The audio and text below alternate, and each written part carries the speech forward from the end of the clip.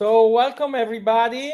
Thank you for joining us for this second episode of CryptoBooks, where we have a very special guest today, Aaron von Wirdum. Thank you, Aaron, for being with us.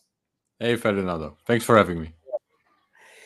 Aaron is the author of the Genesis book, which allow me to say that upfront, loud and clear, the best book ever written on Bitcoin yet. Oh, thank you.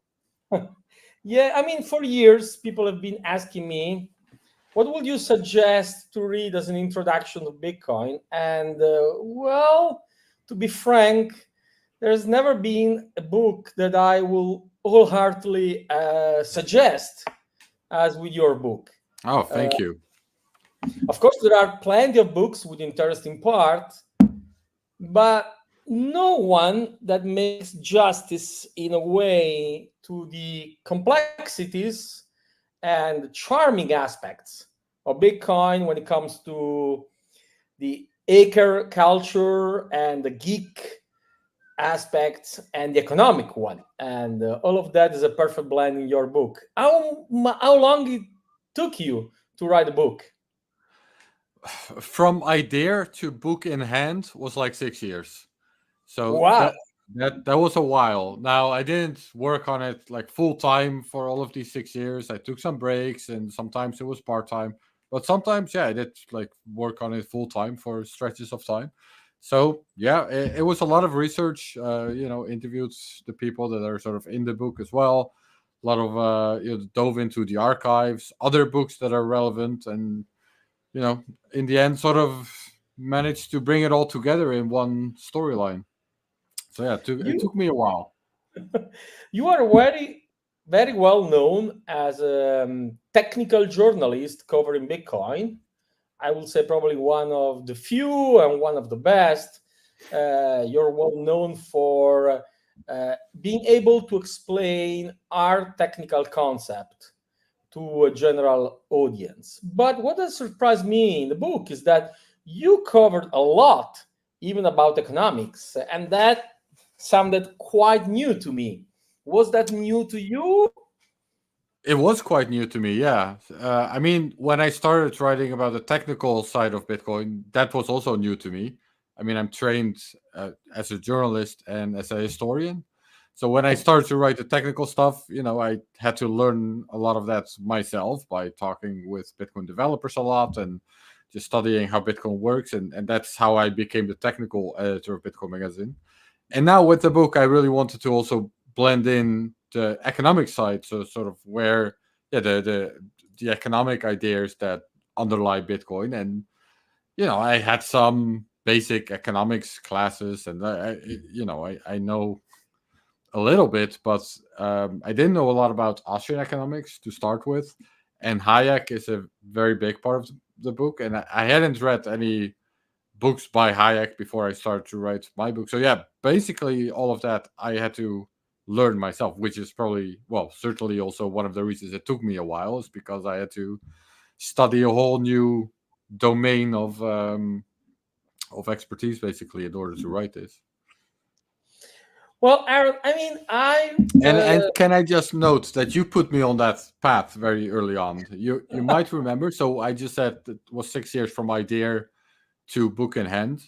And right after I had the idea, I went to Milan and I was there for a month more or less. And I met you as well. And I told you I was planning to write this book. And then you suggested that I should look into Hayek, which I did. And then I ended up doing that even more than I suspected. Like I think I had heard of the denationalization of money, which you recommended, but it wasn't obvious to me that it became a much bigger part of the book than I thought at that time.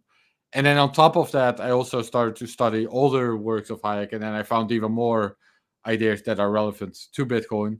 Plus, I found that a lot of the people that were working on digital cash before Bitcoin, they were very inspired by Hayek. Like there's a very clear lineage from Hayek to Bitcoin, I argue in the book. And yeah, you for the first time sort of put me on that path. So thank you for that. No, well, I mean, thank you. I originally read a book on my Kindle, and I must confess that until you gifted me with the paper one, which It's by the right. way, very nice dedication. Okay, I never flipped through the thank you that you have there, and I realized on just on the paper one that I'm in the thank you, and so say, "Wow, I'm in thanking this book." You're there. But You're well, there.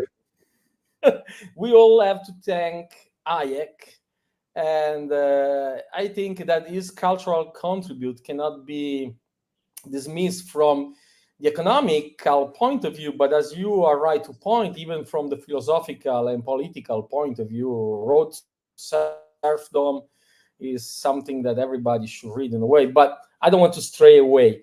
Let's get back to the book. The book is Genesis.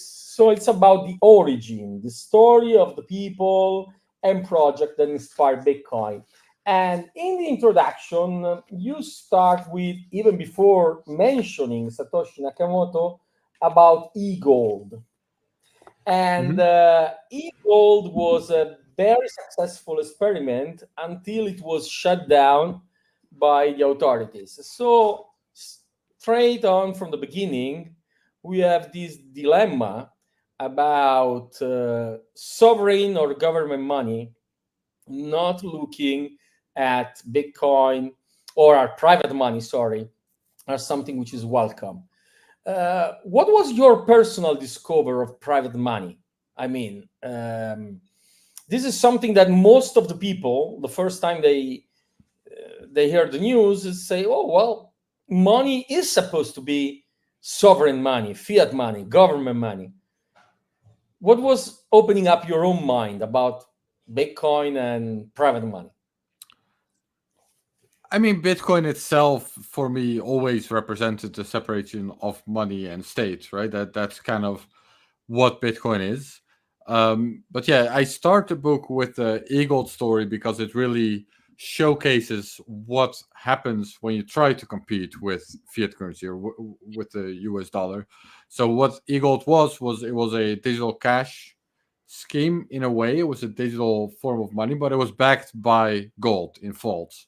So if you had a certain amount of e-gold tokens, you basically just had an account with a with a company, and then you could you had a claim on the gold that they were holding in their vault. So if you had $100 worth of e-gold tokens, then you could get the gold if you wanted to, or you could send the tokens to someone else, anyone on the internet, so anyone anywhere in the world at a relatively low cost and with some privacy. What happened with that, as you mentioned, is it got shut down, or it got de facto shut down. The founder CEO Douglas Jackson, he escaped the prison sentence, but he still got house arrest. Like he had to wear this ankle brace where he would have to stay at his home for like 3 years, I believe. Um, and I start the Genesis book with that story because, well, it showcases what you do when you try to compete with currency, with fiat currency, and therefore it serves as a good introduction to show what challenge Satoshi was trying to overcome. He was trying to create a private currency that could not be shut down in that same way. So that was sort of the technical challenge that had to be solved, and therefore, it sort of introduces the story of the book in that way. And then I love how in part one, the foundations part, you start with the first chapter is Hayek, basically, so spontaneous order, or even Mises and Menger, so the Austrian School of Economics. So you decided to start with the economic aspect, and then you go to free and open source software, and only after that you tackle neutral money and what one might have expected to have a predominant part, which will have it, but later on in the book, which is cryptography.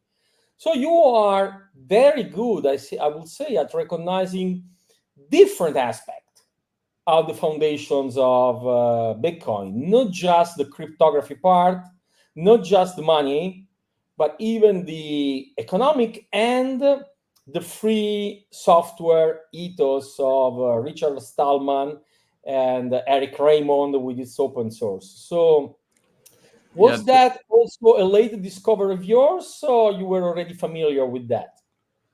I was more familiar with that part. There was still a lot of new information I learned while doing my research, but at least I had, like, Austrian economics, as I mentioned, was kind of completely new to me before I started writing the book. I mean, I'd heard of it, and I was a Bitcoiner, and knew other Bitcoiners were into it, and that, so I knew something about it, but that was basically just completely new. The free software part, the hacker part, I knew more, but still also a lot of new information for me. But yeah, the book, especially in the first, so the book consists of three parts indeed: part one, part two, part three, and especially in part one, uh, the Genesis book has two storylines really. So it has two starting points in a way, and one part is, yeah, Hayek is the main character, and there are indeed some flashbacks to even Austrian economics that came before him. But that's sort of one storyline, and then the other storyline is the hackers and the hacker culture and how that sort of evolved into breakthroughs in cryptography, etc. So these two storylines are quite separate in part one, but then towards the end of part one, they start to merge. And in part two, which is about the cypherpunk, then it sort of becomes one storyline. So yeah, I see Bitcoin as coming from these two different subcultures, if you will. So two quite different ideologies or types of ideas, two very different groups of people that sort of had very separate goals. You know, one of them had ideas about the economy and how money should work, and the other had ideas about, you know, the future of computing and privacy, cryptography. And I think Bitcoin really comes from these two cultures. And even today, you see that these two cultures sort of exist in Bitcoin. And a lot of people that are into Bitcoin kind of came from either of these two cultures. But Bitcoin really represents both. Like it's really a merger. It's a marriage of these two cultures, and that's one of the reasons it works. I think they sort of need each other in a way. I'm riffing now, but so the way I see it is sort of the Austrian minded people, the money, the economists, they sort of need the technology for it all to work and for it not to be able to be shut down, as I mentioned earlier. Like they need the technologists to figure out how to actually do it. While I think the technologists, because there's also other digital cash projects that came before Bitcoin and they didn't work for different reasons. And I think one of the reasons, for example, with Helvini's RPOW, is that the economic incentives didn't quite align. So they sort of need the Austrian ideas. They need that part of the puzzle from the economic side for the whole to kind of work in symbiosis. So yeah, the book sort of traces back these two cultures, and throughout the book, they melt together. Yeah. And then the second part, which would have been what I was expecting naively when I first bought your book, it's about the cypherpunk origin of Bitcoin. And so you start with the Tim May and Eric Hughes, and so the cypherpunk movement and the cypherpunk attempts at creating a digital currency. You make very clear that was basically a history full of failures before Bitcoin. Yeah, Must have or been frustrating. experiments, you could say, or yeah, proposals. But yes, yeah, Yeah, there but were. you go aware and you go further and say that there was a moment in the late 90s when there was a lot of frustration about that. Yeah, I mean the digital cash projects didn't pan out in the way that the cypherpunks were hoping. So for those people that don't know, I don't know what your listener base looks like exactly, but the cypherpunks were a group of hackers and privacy activists that foresaw the potential of the internet, um, of the role that the internet would grow to have in society. But they saw it as sort of it as a technology that could evolve in two different ways. So it could either become kind of like a digital panopticon, like a dystopian technology where every message you send, every transaction you make, everything you do on the internet could be tracked, monitored, potentially censored. And they wanted to create tools to prevent that. So they created privacy tools and also digital cash they wanted to develop in order to safeguard privacy in a digital age. I forgot what your question. What was your question again? Well, I mean, the cypherpunk movement was very crucial in, and that Oh yeah, is in a your way question was about how they were was starting about to the give up hope. frustration because Yeah, many failure. There was a moment in time when eCash was failing, and seems like nothing was really working. And yeah, that's right. So the first digital cash scheme that this was even before eGold, the first digital cash scheme that was invented and worked was called eCash, developed by a company in Amsterdam called DigiCash, which was founded by cryptographer David Chown. And that in the early 90s, that was really seen as a potentially very big player. Like at that time, there was this broad consensus among technologists and internet entrepreneurs that digital cash would be a big thing on the internet, even bigger than it is today. Like they thought maybe people would pay for every website they visit or anything they do, will have sort of an attached payment attached to it. This was before it became obvious that advertising is sort of the dominant tool for that. So that was kind of seen as potentially the next big thing, the next, well, Netscape or the next, well, Google didn't even exist yet, but the next big well, not Silicon Valley, but big next big internet startup. However, and it was adopted by some big parties, like Deutsche Bank implemented it at some point, Credit Suisse as well, if I'm not mistaken, and some smaller banks as well.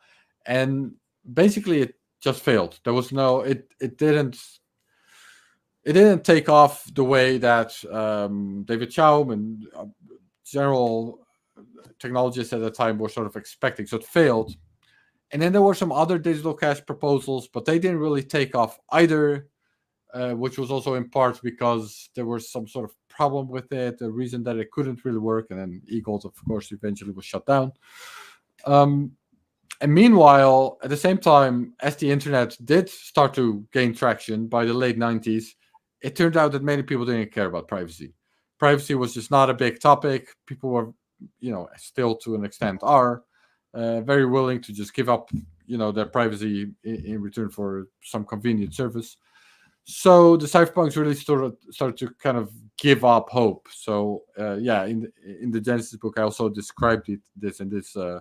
It kind of makes for a nice movie arc, like things need to not work out for a while before the sort of recovery can happen. But that is actually what happens, and it's also why I think a lot of the original cypherpunks that were so focused on digital cash weren't that interested in Bitcoin when it finally came around, because they sort of already given hope and or given up hope, and they saw it as the umpteenth attempt at digital cash after so many already failed to take off. And but yeah, there's a little bit of a redemption arc going on in the Genesis book as well there.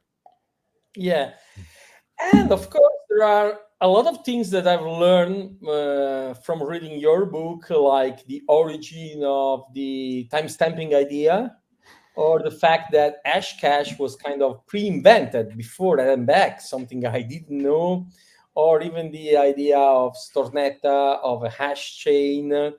And so quite a few ideas that predates Bitcoin, and this almost make Satoshi to appear like none of the ingredients of his recipe was his own invention, but the recipe was something that was never tried before. So all the ingredients were there, Right. but he was just combining existing ingredients in a way that was never attempted before. Right. Yeah, there's still this popular notion that Satoshi sort of, descended from the heavens and gave humanity Bitcoin out of nowhere, essentially. But in the Genesis book, I do kind of point out that there were these other digital cash projects before it, and also other technologies, as you point out, like timestamping, which is it is referenced in the Bitcoin white paper. And what Satoshi really did is he sort of took these different parts of these different digital cash projects that predated Bitcoin and indeed some other technologies, and really, well, you're an Italian, so you use the analogy of cooking, which is yes, Yeah, he took all the ingredients and cooked it into a delicious pasta for all yeah. of us to enjoy.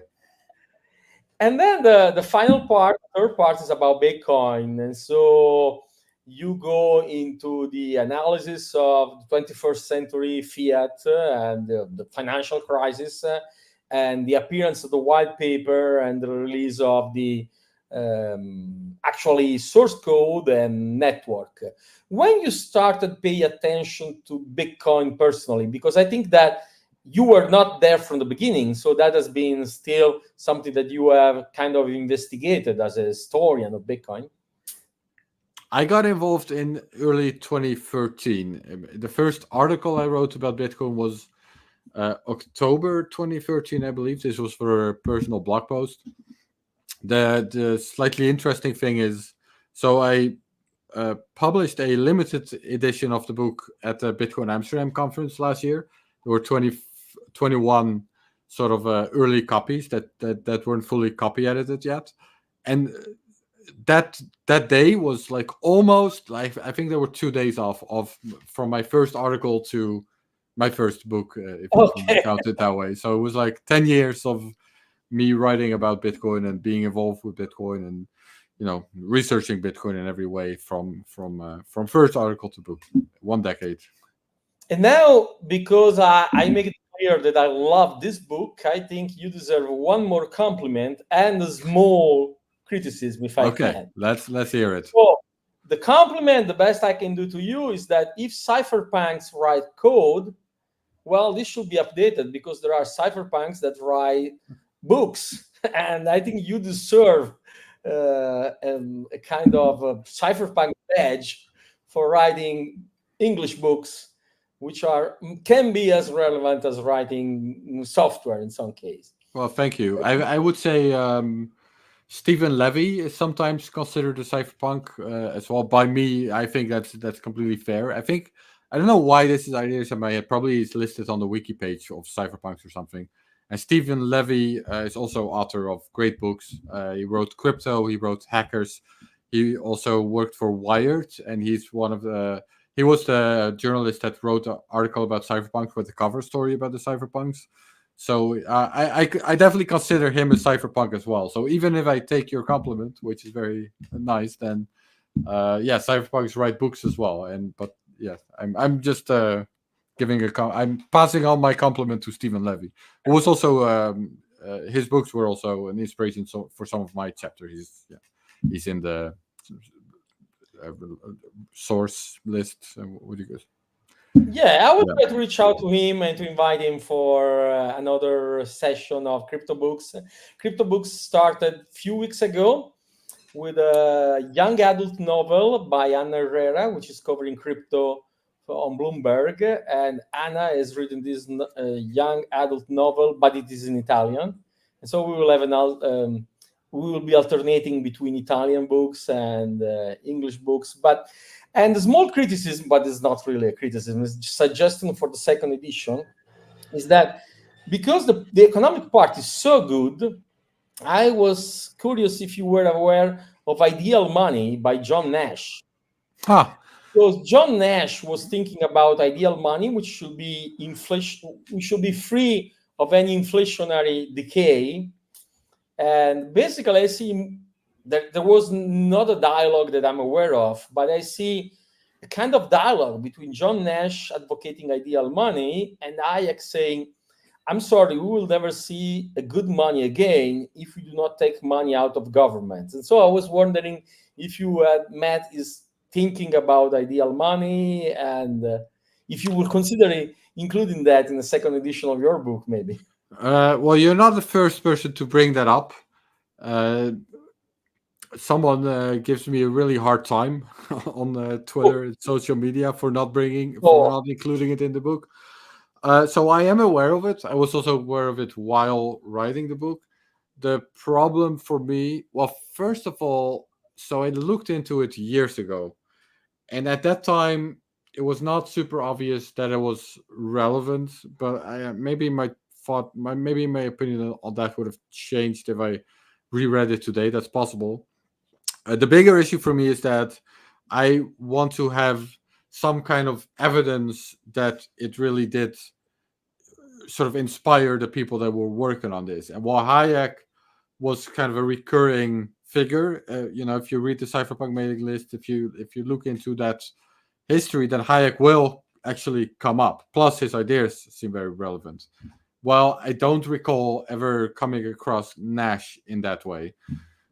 So I take your point. I well, agree completely. It was not pivotal in inspiring Bitcoin. It was just after the fact that people like me reading John Nash say, "Wow, he was one another economist, sorry, that would have been excited about Bitcoin." yeah, I would say it's probably more of a great minds think alike type of situation there. But if I had found evidence that his ideas inspired, the Tim Mays or the Helvinis of this world, then I would have included, but I didn't. So if I'm not gonna enter things or include things in the book if I don't see that lineage clearly. Okay, so I stand correct. You're right. He was not inspiring Bitcoin. Was not one of the people that inspired Bitcoin. But Well, you I've might not seen find I've not seen interesting evidence to for it. mention it. I've not seen evidence for it. It's possible that Absolutely. he inspired Satoshi without him ever mentioning that, or it's possible, but I've not seen any evidence. So then, yeah. And now is the turn for a dummy question. I know in advance that is dummy, but in a way, I don't know to ask that. What is your opinion about Satoshi Nakamoto? Was he someone which was really already involved and might be still involved, or was really someone outside the dozen people we still see around from the origin to this day? Who knows, right? I don't know for sure. I did reach out to Satoshi for an interview, but I did not receive a response from him. In fact, his emails don't seem to work anymore, but the emails just bounced. So there's no Okay, way of knowing. There's also sort of contradictory information on that point. Like when he was first sending the white paper around, it seems like he didn't know about Waidai's work, and Nick Szabo's BitGold is also not included in the references. However, later on Bitcoin Talk, he did explicitly say that Bitcoin is an implementation of their proposals, essentially. So I don't know which one to believe. What I can tell is, and as I lay out in the Genesis book, Bitcoin is a very logical evolution from the digital cash projects that came before it. It just looks like BitGold, for example, so much, and it uses the same technologies as I mentioned. That for me, the most logical explanation is that he was a cypherpunk, that he was aware of these technologies, that he was involved in this discussion, perhaps, or at least on the mailing list, and in the end just came up with a way to combine it all, and that for me is the logical answer to that.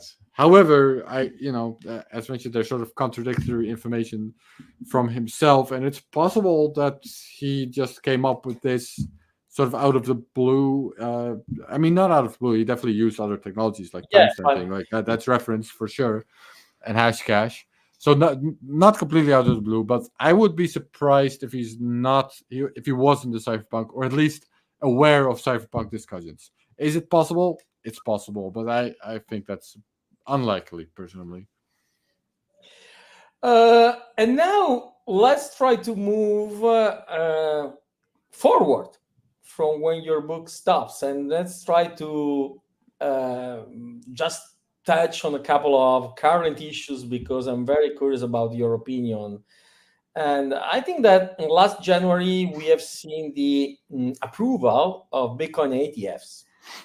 And for many, that is the kind of traditional finance blessing, or even worse, traditional finance takeover of the cypherpunk origin of Bitcoin. And in the Bitcoin developer community, we have a debate currently about some of the original inspiration being lost along the way just because of the charm of the fascination of getting rich. Do you think this is real? This is something we should be worried about, or maybe Bitcoin is just able to stand the test of time on its own without us caring too much about? Uh, I mean, I think the sort of integration in the legacy financial system, like the ETFs, I don't see it as a problem per se in itself. I do see, uh, I don't know if I even consider it a risk, but I do see a trend of sort of the cypherpunk narrative, the sort of radical privacy hacktivist ethos, kind of being suppressed to the background to sort of give Bitcoin this cleaner image. And to that, I will say I don't think that's gonna fly. I think Bitcoin is cypherpunk technology. It is free and open source software. That means hackers can hack on the protocol. They can hack on the code. They can, there's no. It is still permissionless technology. And if you don't like it, then yes, deal with it. I don't see Bitcoin itself being susceptible to capture in that way. So it's sort of a narrative shift, or maybe that's a problem, maybe not. But at the end of the day, I think Bitcoin is cypherpunk tech, and that is what it. I don't see any way to sort of stop that from being true. I wouldn't be surprised if 10 years down the road there will be central banks adopting Bitcoin for part of their reserves. And I think that that will be a great recognition of some sovereign kind of asset that cannot be manipulated by your enemies or adversaries or anyone. So in a way, that Yeah, might but be I just. think and also I don't want to sound too complacent actually, based on what I just said. I do think a potential risk for Bitcoin is that it goes sort of the way of email, where technically you can run your own email server, but no one does that. Everyone just uses Gmail or Microsoft services or whatever it is, and that that in the long term I could see that becoming a problem, and that is definitely something that Bitcoiners should be aware of. That if it goes that way, then it does open the door to, for example, censorship, maybe even currency manipulation. But as long as people can run the software on their own nodes, on their own devices, as long as it stays decentralized cypherpunk technology, then I think that's the goal, and I also think that is the future. But it is it's a risk to take into account for sure. Bitcoin shouldn't evolve the way the email protocol did. Yeah, absolutely. I want to declare my conflict of interest. Of course, I'm running a company which is a custodian and a broker, and my opinion is that, of course, institution or financial institution or even corporations, they do need third-party custody solution. And when it comes to people, well, it's good that you can run across border with just a passphrase, like the Jews running away from Hitler, hiding their jewelry in the underwear. And this is much easier if you have to run away from Maduro in Venezuela or North Korea or China or wherever. But I'm not surprised that intermediaries providing services to people which are not technical enough or not sensitive enough to self custody to tackle that. Yeah, as long as it's an option, I don't think there's a real problem. The problem emerges if it's not an option anymore. The option should remain in place to use Bitcoin as digital cash, peer to peer, with privacy features like that. That should be sort of the base layer assumption for Bitcoin to actually work as intended, and also I think as sort of that's the road to success for Bitcoin. I think, like if it becomes completely captured by custodians, then we have a problem. But if custodians are an option, Hey, options are not bad. Options are good.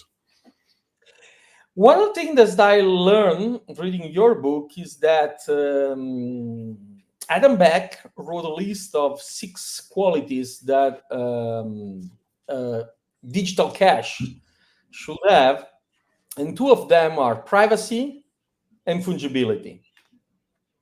Well, in a way, if you ask me, those are the aspects at which Bitcoin might be, God forbid, for me saying that, kind of failing.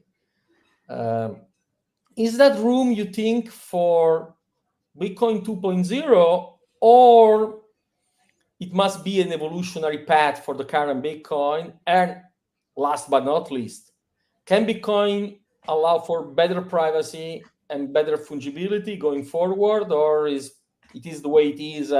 This is the best we have. That's it. Yeah. So I also touch on this in the book, but I do see Bitcoin as a work in progress. Essentially, I think what Satoshi delivered was not a final product. It was a good product. It works, but it was not finished yet. So there are still very big challenges that need to be solved. I would say scaling is also a very big one. Right now, Bitcoin does not scale to the entire world unless you want to scale through custodians, basically, for very large parts. Um, and which would mean people have to put their trust in these custodians again. But yeah, scalability and privacy, I would say, are the two big open challenges. Still, it's sort of Satoshi left us with a product that works, and it needs to be improved. It can be improved. It has been improved. I don't think we're done improving it. When it comes to privacy specifically, yeah, I mean, it's a scale, right? I don't think fungibility and privacy both are sort of scales, or at least that's how I see it. It's not that Bitcoin has zero privacy. It's also not that it has perfect privacy.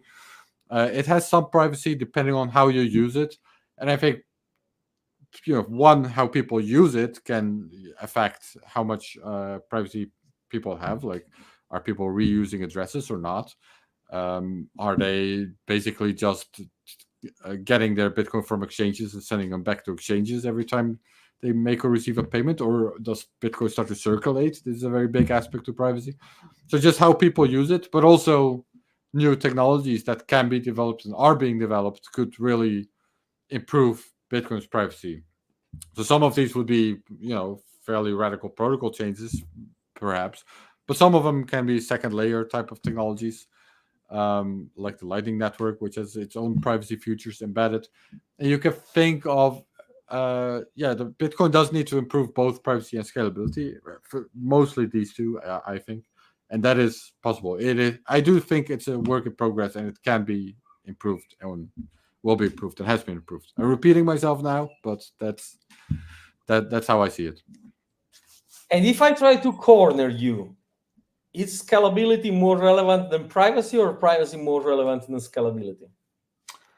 My answer would be privacy first. Actually, I think privacy is a bigger concern, a bigger priority. I mean, both are. I mean, obviously, both are important, but I would say I would rather have a Bitcoin that doesn't scale well but offers great privacy than a Bitcoin that scales well but offers no privacy. I think that's the trade-off I would make.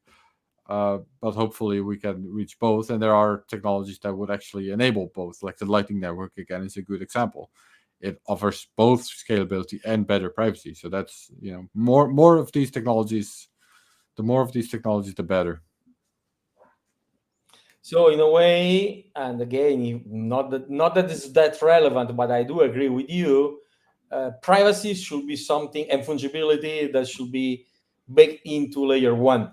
Scalability is something that can be baked into Right. higher layer two, layer three, or whatever. And Yeah, I mean, but going back to the start of the episode, the challenge that Bitcoin tried to solve is basically overcoming what happened to eGold. And I think solid privacy features and fungibility can really stop authorities from shutting down Bitcoin or targeting individual users or anything like that. That's kind of a very fundamental property that Bitcoin should have, I believe, especially if you want to stop prevent censorship. You know, if Bitcoin becomes censored, then it really loses the digital cash properties that it was intended to have and should have. But if you and I, or people like you and I, we favor privacy and fungibility over scalability, aren't we in a way endorsing the idea of Bitcoin more like digital gold than peer-to-peer eCash? eCash, you say eCash, but eCash original referred to privacy essentially. Like that was the reason that David Chaum Yeah, sure. used the term cash, because he wanted something that was private. But here I'm meaning peer-to-peer transaction, because if we want privacy and fungibility, that might make Bitcoin more similar to atoms of gold, maybe at the cost of not being very good at peer-to-peer transactions or less efficient. Yeah, I mean, I think scalability is also a challenge. I get, you're asking me to make the trade-off, and I would rather have privacy on the base level, and if we have to scale through layers, or even, God forbid, just custodian solutions. I'm very much contradicting what I just said, but the point was, you're giving me a hard decision to make. Yeah. Yeah, I mean, what can I say? I'm not going to defend Bitcoin giving up its peer-to-peer properties, but if I have to choose, then I mean, I started saying that this book is the best book ever written about Bitcoin. I'm supposed then to make your life harder later on. yes. So one final hard question, if I can. Not your keys, not your coin. And this is crucial. This is absolutely something I support wholeheartedly. Again, because if you want to run away from any totalitarian regime, you must be able to take your keys with you, and that's easy, and that's light, and then effective. There is, anyway, a not well-known tweet from Peter Hulla, SIPA, one of the major or the best Bitcoin developers in the last decade, that say, well, I mean, to confuse ownership and control is something I've never understood properly. And I mean, that tweet, I think I'm the only one actually pointing at that tweet. And I don't know if SIPA is embarrassed by that. I don't think I'm in his radar, so who minds? But again, I get the point about the ability of controlling your keys being crucial, so that if you want to exit the system, you can always exit the system. But again, control and ownership are two different things.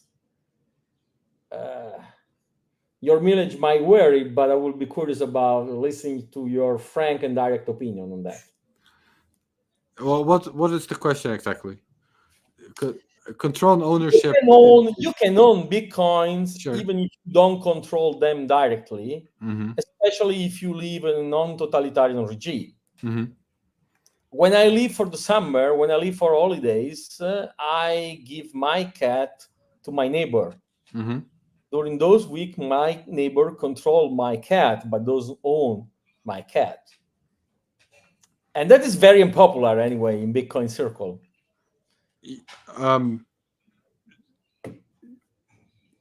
It must be your keys, your coin. Otherwise, it's not true. You say that. Well, I think you sort of embedded the answer in your question, which is, you said in non-totalitarian regimes, then it maybe doesn't really matter that much. And I would agree with that to an extent. The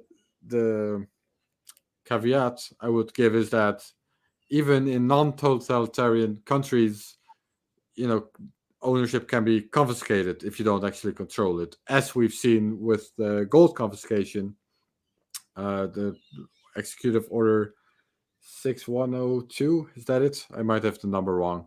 Some listeners might know, and they're screaming at their screen right now.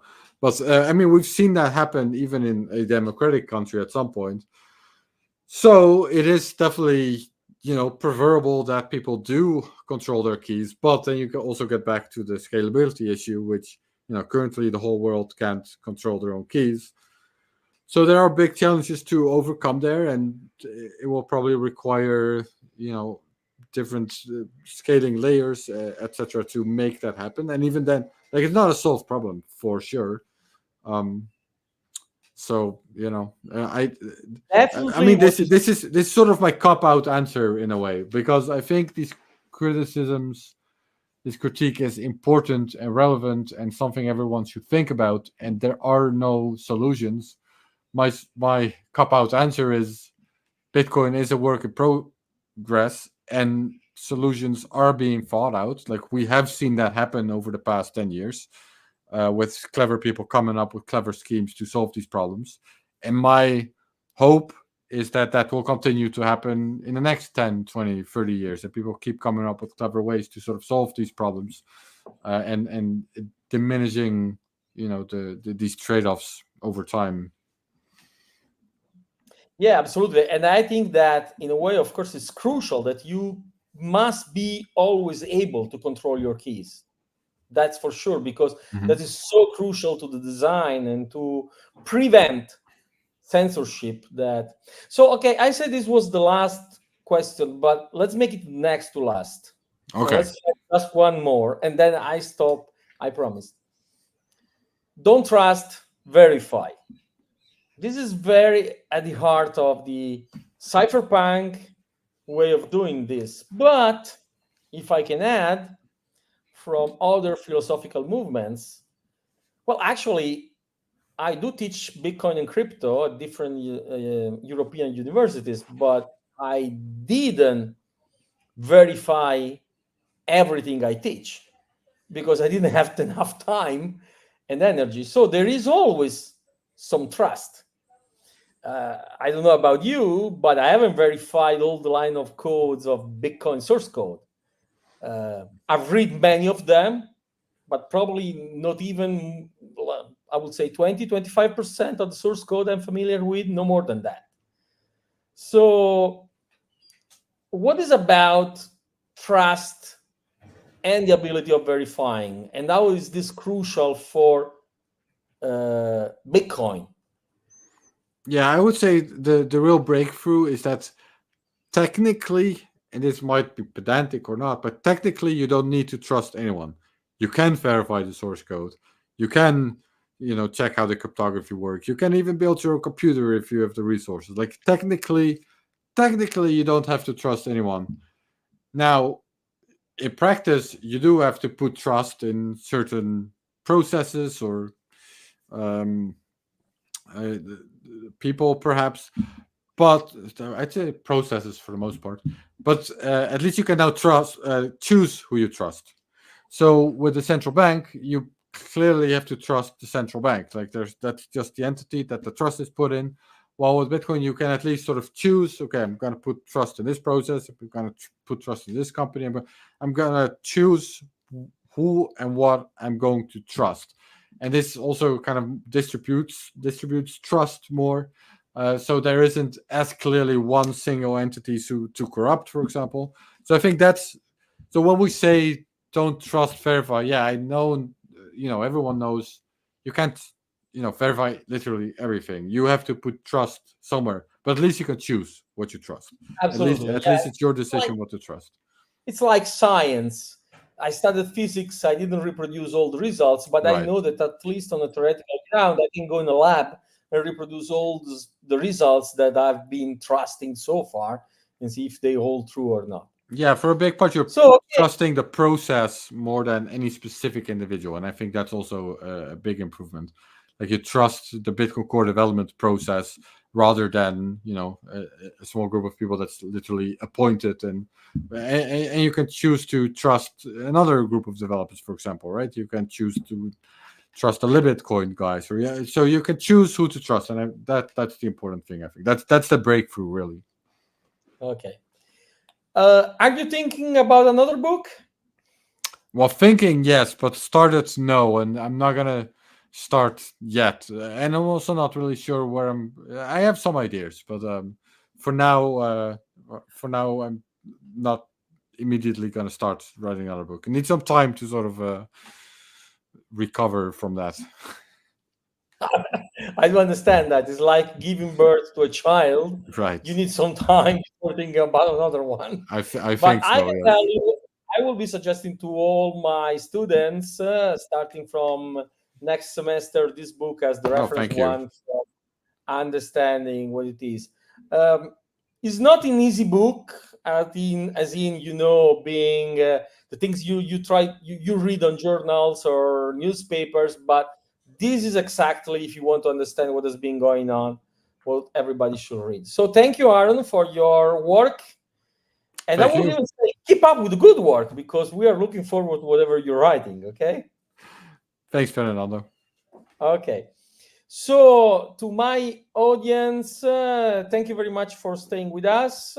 This is an ongoing series, and especially for the Italian speaker. Let's meet each other on Friday for our weekly news review. But so for today, thank you, Aaron.